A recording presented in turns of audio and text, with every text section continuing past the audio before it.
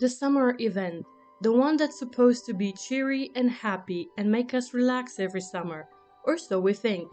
I got into this event thinking it would be all laughs and smiles, given the colorful atmosphere. Boy, was I wrong. Hoyo decided that I haven't cried in a while and they needed to change that ASAP. The event starts off cheerfully enough.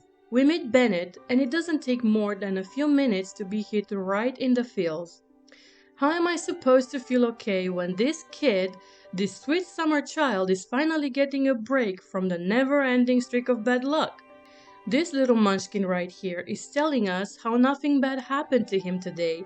And by nothing bad, I mean things like birds didn't steal his food today. Seriously? Huh? That counts as a good day for him? Something so simple, so ordinary for the rest of us, yet for Benny, it's worth celebrating. And seeing how genuinely happy he was, that warmed my heart in a way I can't explain. I felt so proud of him. Like I wanted to wrap him in a blanket and tell him he's safe, give him head pats and a cup of chocolate milk. Hoyoverse did such a great job at making us care.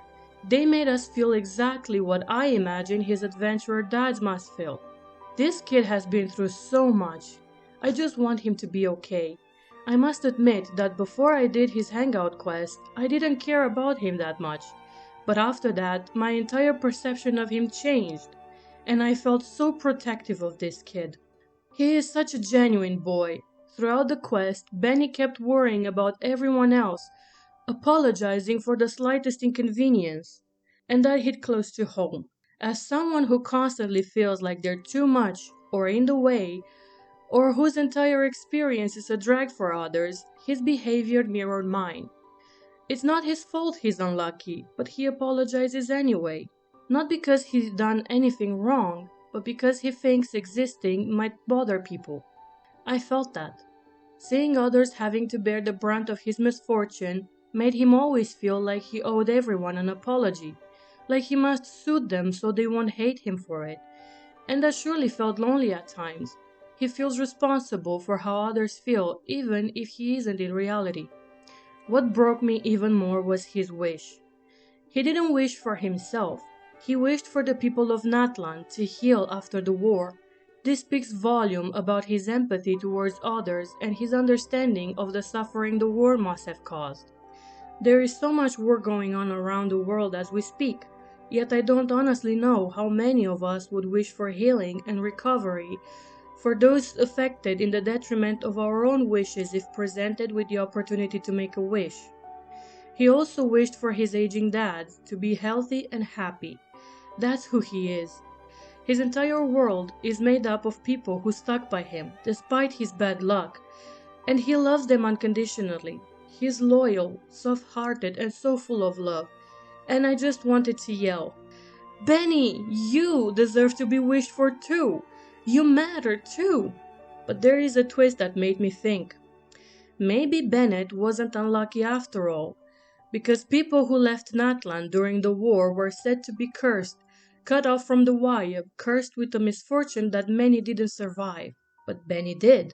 Why? Because his parents and their companions literally sacrificed their souls to protect him, like a protection spell powered by love, memory, and everything they had left, much like Harry Potter's parents did, who the scene reminded me heavily of. I do like such references, really, especially the scene in Merjavari where the Abyss talked with him, calling him the boy who escaped death. Not gonna lie, for a second there I could hear Voldemort screaming, Harry Potter, the boy who lives. But when we thought all was lost, the time came and the candle ritual we helped with acted as a beacon pulling their souls back through the rift. And maybe Venti felt that love too. Maybe he guided the adventurer who found baby Benny in the hostile land. Or maybe Venti himself saved him. So yes, if you look at it that way, Bennett isn't unlucky. He is deeply, overwhelmingly blessed. And oh boy, don't even get me started on the scene with his parents. I ugly cried, and by that I mean actual sobbing with snot and everything. The animation, the expressions, especially his mother's, were so soft, so full of love. It radiated off the screen like a love bomb, quiet, but devastating in its intensity. And that moment with baby Benny grabbing her hand with his tiny fingers, oh my heart. My poor heart couldn't handle it. It was so real, so human, so warm. Genshin doesn't always let characters hug in emotional scenes, but this time they did, and it made all the difference. I honestly really love that they hugged so much. It gave the scene even more depth. I love seeing that. It reminded me so much of that scene in Naruto where he finally meets his parents in his mind. That bittersweet soul aching what could have been. And it got me thinking about my own loss. When I was 10, my grandma died. Like for many of us, the death of a grandparent is the first encounter with the permanence of death and the grief that comes with it. It's been 20 years since, and I still think of her. As an adult, I often wonder what I wouldn't give to see her again, to have one conversation, to show her who I've become.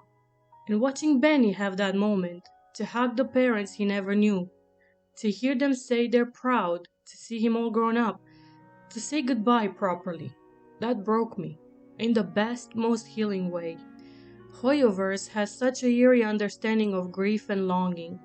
They've portrayed it so many ways over the years, throughout so many characters and quests, and with Bennett, they showed us what it looks like to carry grief with a smile, to hold on to love, even if you were too young to remember it, to keep going not because you were never hurt, but because you were loved enough to survive. Bennett's story reminded me that sometimes, even in the middle of misfortune, love can still find us.